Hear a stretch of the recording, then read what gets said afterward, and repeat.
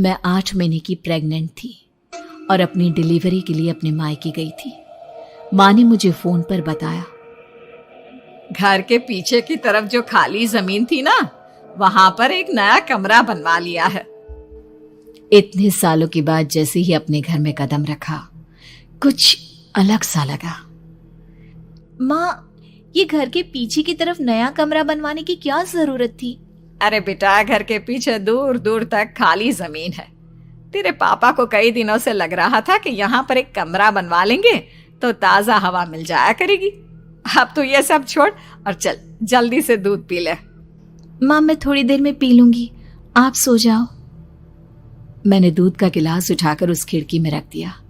पता नहीं कब आंख लग गई। अचानक से खिड़की के पल्लों के खड़कने की तेज आवाज आई। दूध का गिलास धड़ाम से जमीन पर आ गिरा। जमीन पर गिरते ही दूध का रंग लाल हो चुका था। मैंने खिड़की से झांक कर बाहर देखा। चारों तरफ धुप अंधेरा था। उस अंधेरे की तरफ से कुछ आवाजें आ रही थी, जैसे छोटे बच्चे आपस में खिलखिलाकर मस्ती कर रहे हो।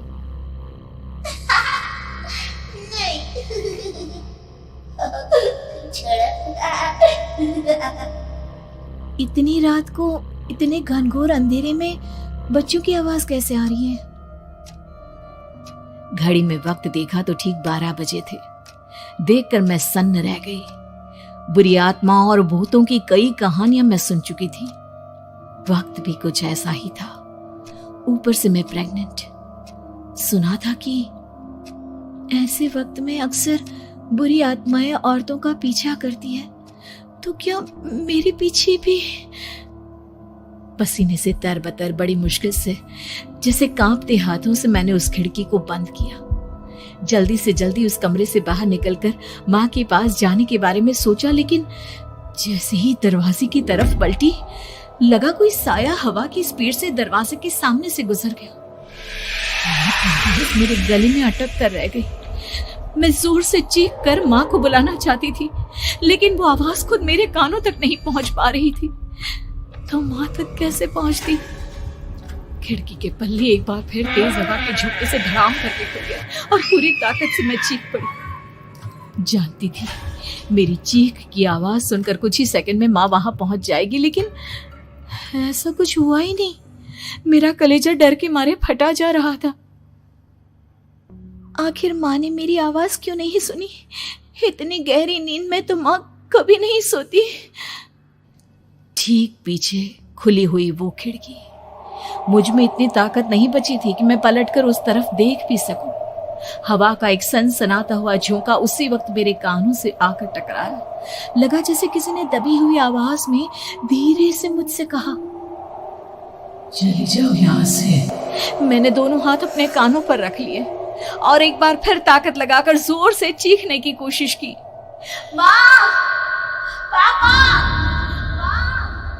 मेरी आवाज उस कमरे की दीवारों से टकराकर वापस मुझे ही सुनाई दे रही थी।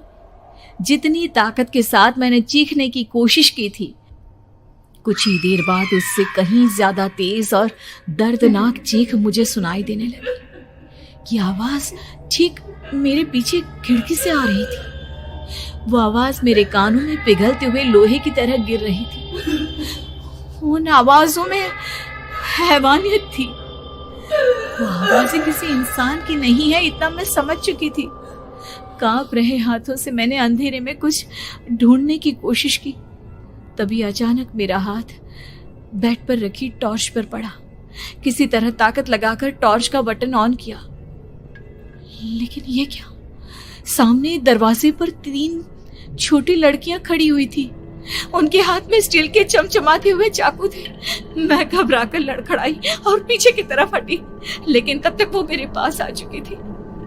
उनकी गर्दन टेढ़ी थी और उनके हाथों के वो चाकू मेरे पेट को निशाना बनाने को तैयार। मैं जोर से चीखी, नहीं, छोड़ दो मेरे बच्चे को, मत मारो, मत मारो, छोड़ दो मेरे बच्चे को।